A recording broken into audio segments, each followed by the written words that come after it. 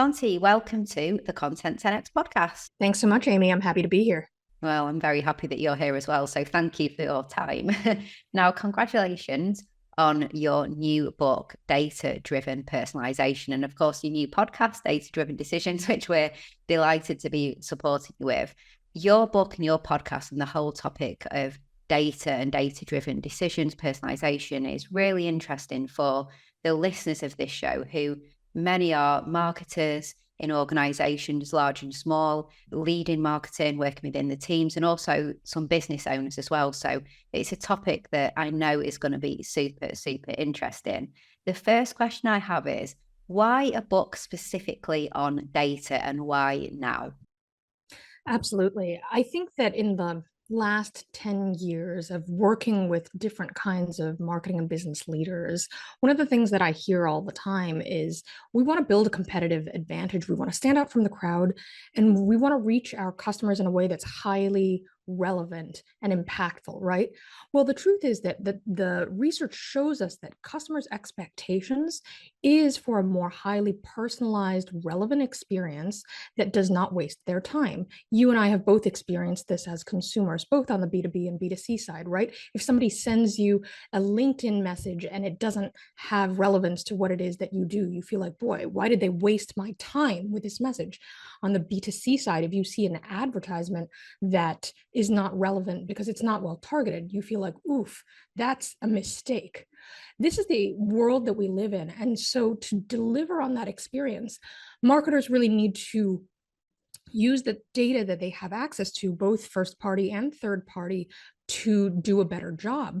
But oftentimes marketers and the decision makers within the marketing communication space don't actually have a seat when it comes to how organizations collect data, implement the analysis of the data, and then they're therefore at a handicap when it comes to how they can actually use that data.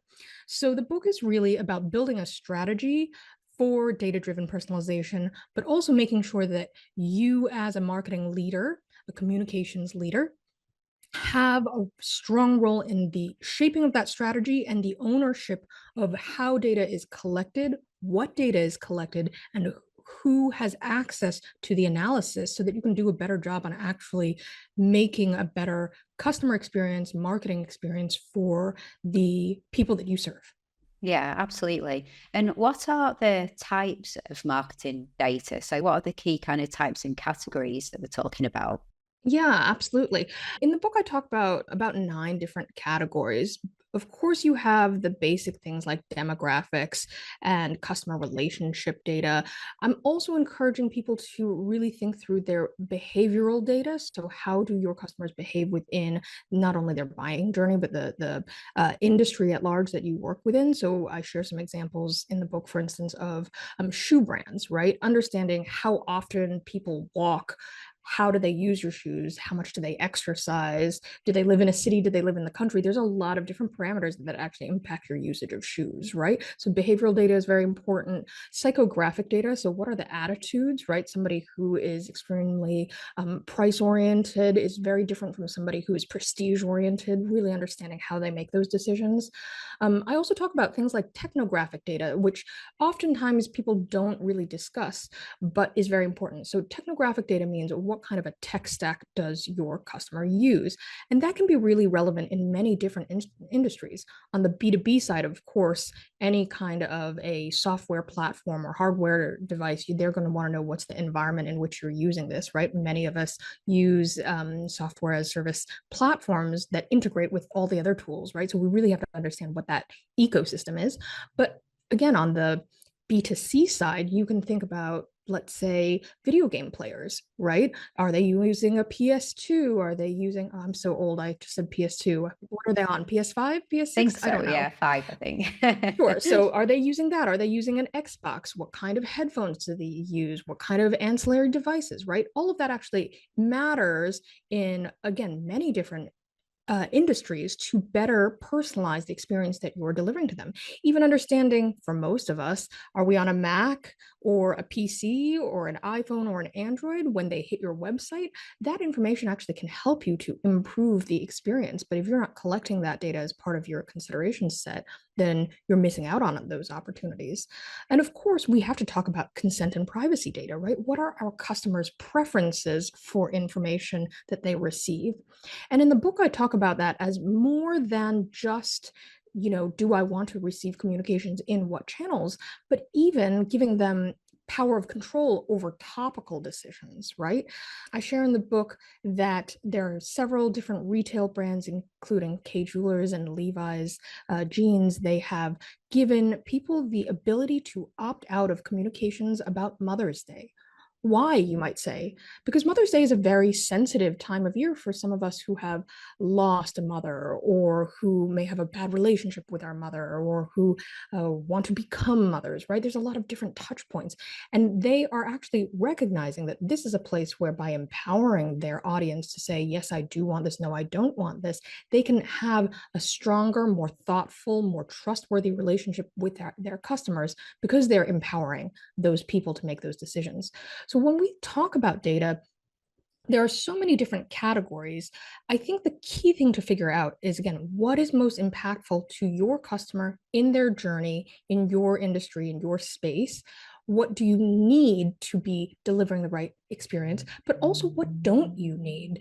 I think that it can be just as creepy for people to have too much information about us when it's not relevant to the experience that we have with that particular brand.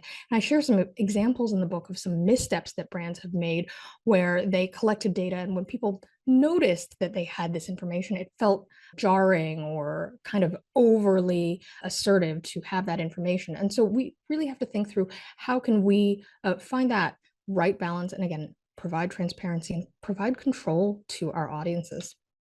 In terms of all those different types of data that you talked about, a big question I have is the how, I guess, in terms of, how do you get hold of that relevant data? And are some of those types quite a bit more difficult to get hold of than others? I Sure. guess they are, aren't they? Sure. One thing that I tell people all the time is that while it can feel daunting to collect data, oftentimes it is as simple as asking, right? That we give our customers different touch points to give us this information.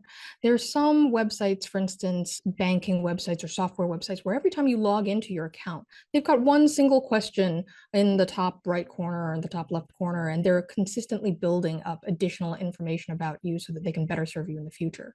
You and I have probably shopped websites where it says, do you want more of these recommendations? Yes or no, right? That's an opportunity to collect data. So the collection of data is really about the asking of questions. I tell brands that it's very important to think through, how can we integrate survey data as well as research into our overall collection of information? And then once we have kind of the broad picture of what our customers want, then you can start asking individual customers that one-to-one information of, we think that there are oftentimes these three categories of people. Which one are you, right? So I'll give you an example of a campaign that we worked on some years ago.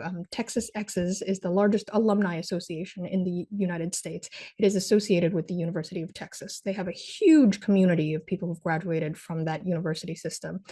And of course, Texas is a very large state. It's a very large system. So tons and tons of people.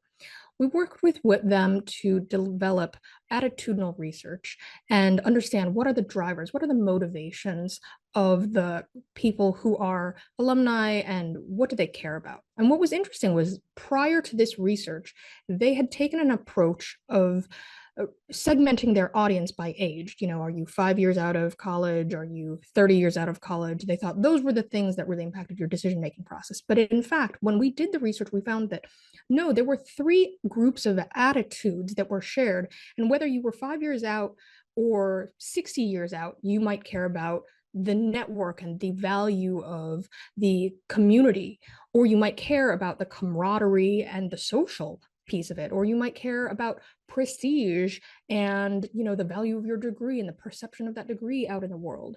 So it didn't matter what age you were, you had these kind of big groups of people who had these shared attitudes.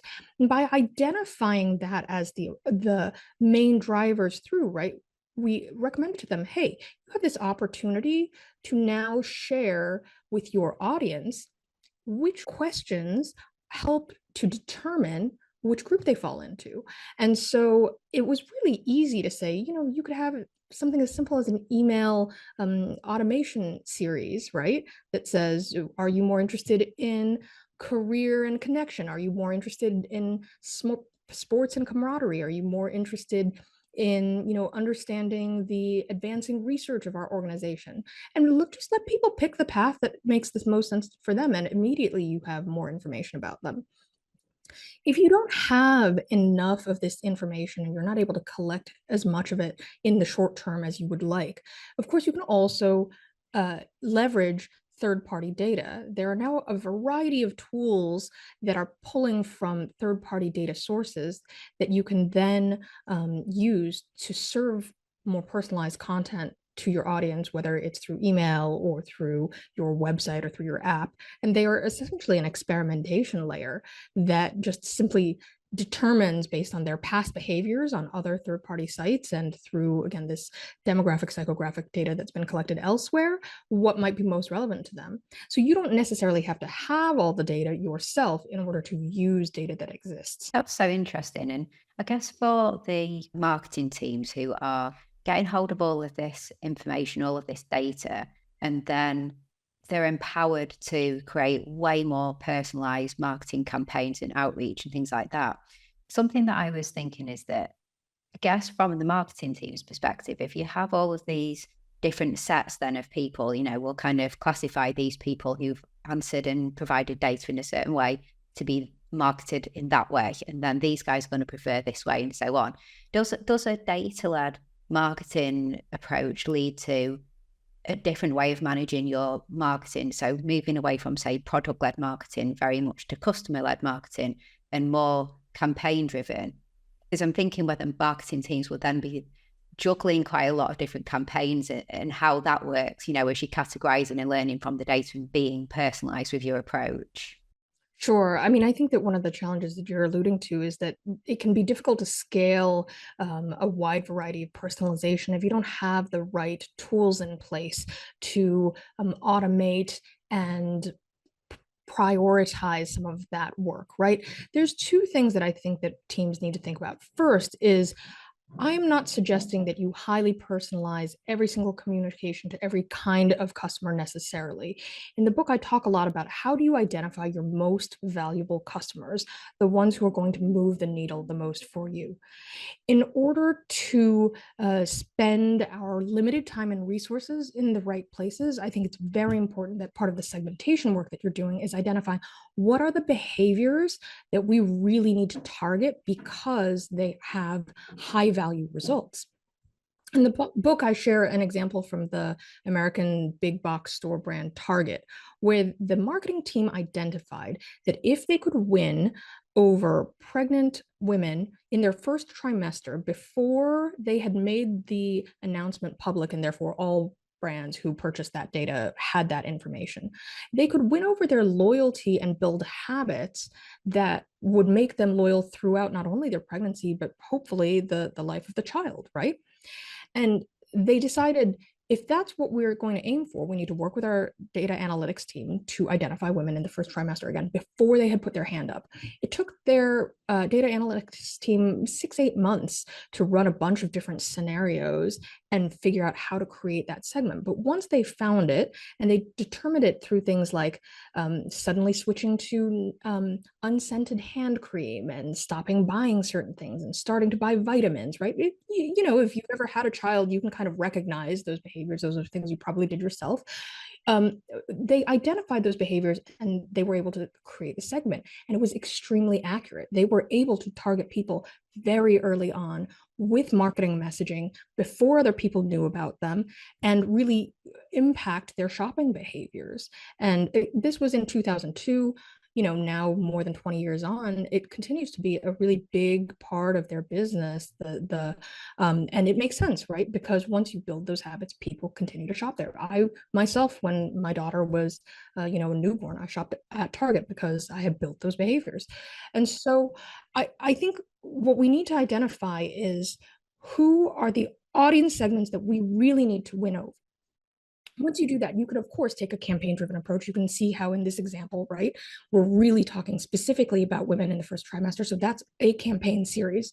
But then again, at scale, if there are other places where we want to identify additional work to be done, I think you have to implement tools that allow you to deliver personalized messaging based on a whole bunch of rules, machine learning, and automated delivery. And again, tools like Optimizely, like Persado, various email platforms where you can do a lot of really great rule-based block delivery of content. Those are really good opportunities for us to create a lot of individual personalization at scale.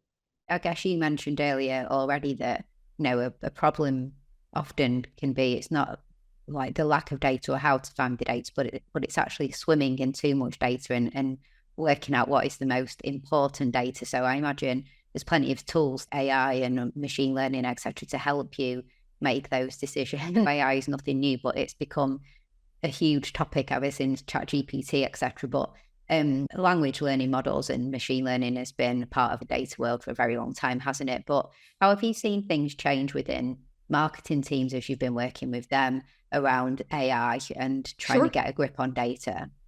One of the things that I'm most excited about is actually how the explosion of interest in the last 2 years, like you said, this is nothing new, but the last 2 years has really accelerated the speed of innovation in the large language model and AI space.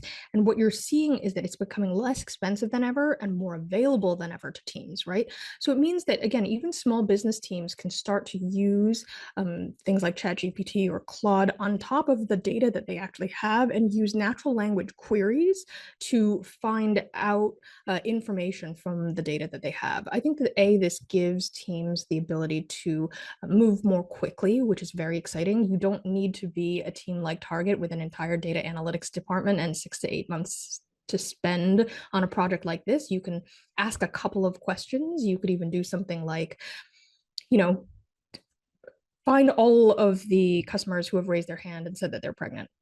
Look back 3 months or 6 months to the beginning of their pregnancy. What were they purchasing at that time? Now find us a segment that looks exactly like that now, right? You could do that in 3 queries. So it's much easier to process that information.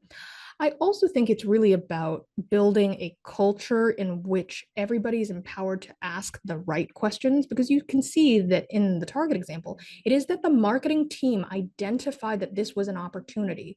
And then they asked, could we find this data?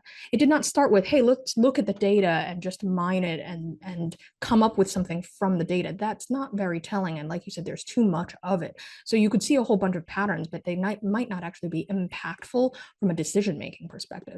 I really think that it's important for teams and organizations to identify, how do we create an environment in which people come to the table with hypotheses when it comes to marketing strategy or business strategy, and then we empower them to ask those questions and see if we can pull out that information from our data, because that allows us to not only ask more compelling questions, but it also allows us to create more valuable segments, as we've been talking about, where we want to spend our time and energy. 100% agree. Are there some common pitfalls that companies face when they perhaps rely a little bit too much on data for future decision making? Have you seen any, just some pitfalls of over reliance, so to speak? Sure. Well, I think that it comes from that space that we were just talking about, where people go to the data first without having strong hypotheses, because sometimes you have a whole bunch of correlations and they exist, but are they telling? Do they allow you to make better decisions? Do they improve your customer experiences? If you're just saying, well, we've got 1,000 people who do X behavior, but that 1,000 people aren't particularly significant in any way, shape, or form, or that behavior is in fact just a byproduct of something that already exists and is determinative, why bother going after that particular group of people, right? So I think we do have to, again, from that strategic point of view, say, who are the people that really move the needle for us? What matters from a strategy perspective in terms of who we want to go after, and then look at the data as a method to achieve those strategic and business goals. If you just say there are numbers that back this up, but it doesn't have a good explanation, it doesn't have clear value, then the numbers in of themselves are not particularly valuable, right? The other mistake that I think I see a lot is that organizations will look at this challenge and they say, well, we understand that data-driven personalization would make a difference in our business. In fact, I did research specifically for the book, and we found that 98% of marketers agree with that statement, that they do believe that data-driven personalization would give them a competitive advantage. 4 out of 5 of them agreed with it very much. So it's not that there's disagreement about the value of this work. It's that oftentimes organizations look at that and they go, but we don't want to invest because we think that other players in our space aren't doing a very good job either, or we're just not a very mature industry. So this isn't something that we have to really think about. But you're not competing in customer experience with other people in your industry. If you're in financial services, if you're in healthcare, if you're in some other spaces, it can feel like it's a very immature space. It's very old fashioned, right? But your customers' experiences are of brands like Target and Nike and Amazon and Netflix, where the level of personalization is already extremely high. They live in that world. They don't want less from you. They want significantly more from you. So I think understanding what matters to the customers, that's another major pitfall. And as I mentioned, I think that oftentimes organizations, they fail to invest in the right spaces. And one of the key projects for a data driven approach is, of course, to unify your data. And organizations will say it is so daunting, it is so scary, it's so difficult for us to figure out our data soup. We have lots of data from over the years. It's messy, it's unclean, meaning a lot of the information are not cohesive, they're not in the right fields, et cetera, et cetera. We're just going to look the other way. But quite frankly, that's like the equivalent of a person who has been hoarding for years in their house, and they say, you know what, I can't clean the house because it's just too far gone. Well, then you're going to continue living in the mess, right?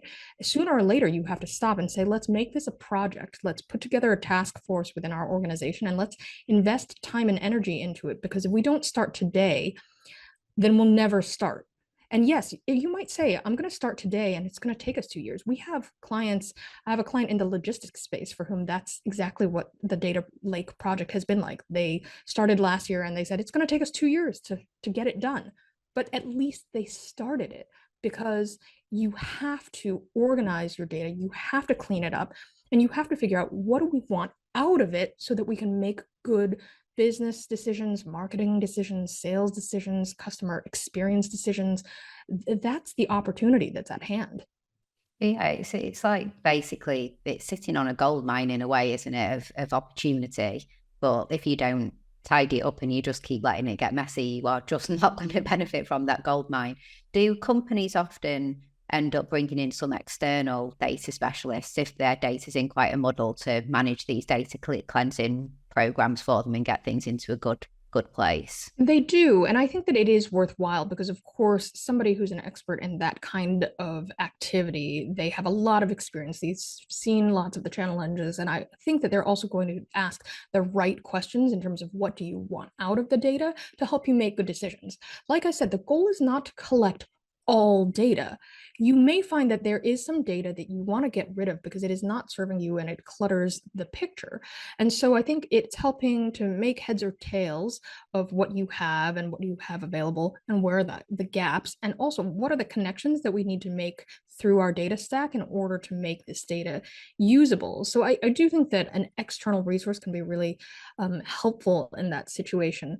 I also think recognizing, again, where are those gaps can help you make better decisions in terms of other data providers or partners, because sometimes those are spaces where there are existing tools out there that you can leverage without making more work for your team, right? So if you find, for instance, we have good individualized information on certain kinds of accounts, but what we need is to better understand the people within this particular industry. There are a lot of people who are providing industry data and geo-targeted data for B2B organizations. They don't pass the data through, right? It's you're using a data layer on top of your tool. It meets standards of privacy, et cetera, but it allows you to deliver a better, more personalized experience, leveraging both your information and their information. And so that can drastically improve the functionality of your website or your email or your app or your lead generation work. And I think that those are really great opportunities for marketers. It makes me laugh really when you said that, and I think you said 90% of people said that they recognize that data-driven personalization is a massive benefit. But then there was like a lower, what was the percentage that said they actually do it? That was lower, wasn't it? It was, Yeah, that's did you right. say? So less than half of marketers say they collect enough data to actually be able to act upon it. And that's a big disconnect, right? Marketers recognize the opportunity, but do they have enough data? Do they have the right information to actually make that happen? No. And one of the things that I talk about in the book is that that's actually a blue ocean opportunity, right? There are a lot of people who are not yet delivering on this high expectation from customers. In fact, we found only about 40% of the marketers surveyed are personalizing their website or personalizing their targeted social media or paid digital campaigns. Only 40%. And I think that that demonstrates that there's a big portion of the market that knows this is important, but they don't act on it. It's like my world of content repurposing, where nearly every marketing department says that repurposing is really important, but then pretty much all of them say, no, we don't actually do it enough. It's funny. It's a disconnect between, like importance and values and actual actions, isn't it?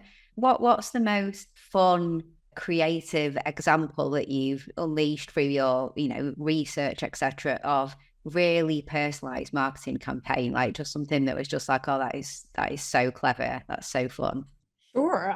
One of the examples that I share is actually of Spotify's year-end campaign. When that first came out, you saw it all over your social media platforms, right? Because every person got a roundup of their listening habits, what it said about them, what artists they favored, what kinds of genres they favored. It was really engaging, but it also built this very personal picture of your identity as a music aficionado.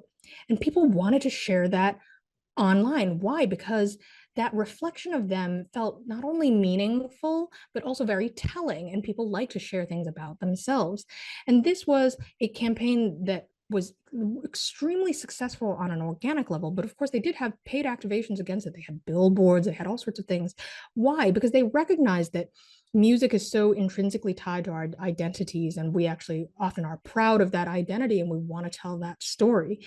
And I think that this is a great example of how there is a community aspect to personalization that we can actually activate, that oftentimes people want to share what is true about them, and brands should take advantage of that there is an opportunity to have people participate in the information that we are actually sharing out into the world. And so for me, Spotify is a really fun example. Another example that I talk about in the book is Lego, that they actually use their community to not only collect ideas for new parts, new sets, new themes because they have this really active community of people who are interested in the, of course, Lego building world. But they've also identified that those are people who are going to be evangelists for the brand, right? So by making sure that they are actually collecting that information about them and then engaging with those people as these really high value brand ambassadors, organic brand ambassadors, they're able to give them a first look at things. They're able to survey them for feedback. They're able to use them as a testing ground for ideas. And they give the benefits of insider status to those people, but they're also using them as a laboratory for experimentation. And I think that that's also a really fun example, but that demonstrates the two-way experience that can happen when you're actually thoughtfully using your customer relationship as a space to collect data, but learn. And I think ultimately that's what data collection should be about, right? I say in the book, data-driven personalization has the word personalization in it because it's ultimately about the people. If you're not using your data to serve your customers and to serve their needs and their drivers, then ultimately you're losing sight of what's powerful here. It's the people piece. Yeah, it's so interesting. It's just been so insightful talking to you about this and really just thinking about the power of data and what data can do. One final question. What would you say is a really overlooked either data point or piece of data that marketers just don't pay enough attention to that you think actually deserves more attention and more credit and could really help marketers? Well, I shared it before, but I'll say it again. I think it's this idea of letting people opt in and out of different kinds of communication, right? A couple of years ago, I think we all experienced that incident where Facebook, Meta, they had to, due to a variety of different legal cases, allow you to see how they had tagged your account on the back end, right? What are your preferences for their advertising targeting? And at the time, me, like many other marketers, my colleague Daniel Lemon and I actually had a great conversation about this. Daniel hosts our Social Pros podcast, went in and we looked at what information they had about us and we untagged the things that were wrong. I think Daniel said he might have untagged himself from everything. I did not go that far because I actually want my ads to be personalized. I would rather receive advertising that's highly relevant to me, right? I'm in the 88% of people that we surveyed who said, yes, I do want more personalized communications. Looking at that information told me a lot about what behaviors Facebook had tracked, right? It had noted, of course, the things that I buy normally, what kinds of clothing I like, but it had also noted things like at the time I didn't have a child and I had just shopped for my good friend's son. And so it had said like interested in children's toy. So I untagged that, right? Because for me, that was actually, it was a one-off. I didn't need additional advertising or messaging or content delivered to me based on that. But it made me feel A, more empowered, and B, it made me feel more in control of my experience. Even now when advertisers like YouTube say, do you want more of ads like this? Do you want less of ads like this? I actually like to respond to that because I do feel like it improves my experience. So I think do not take for granted that your customers would rather have a more personalized experience and would look at things like that, would look at the categories that you provide them. And that's better for your company and it's better for them, right? Because it allows you to have more accurate data.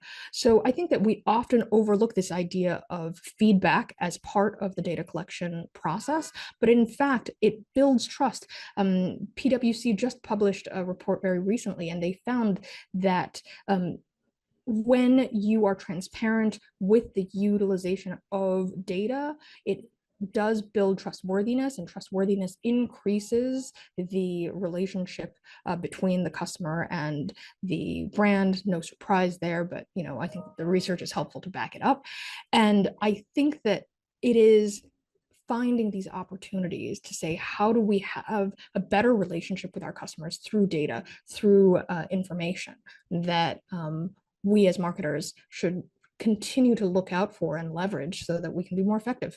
I'd never really completely thought about it from that perspective of how I'm the same as you. I'd rather just control my experience and provide the useful information that means that I get marketed at correctly, we will be marketed at. So we might as well get things that are potentially useful to us and that kind of thing. So that's really interesting. People are more willing to participate in this game if the data is used in a transparent and fair and the way that it was intended for to begin with. Then that's really interesting. So that's great.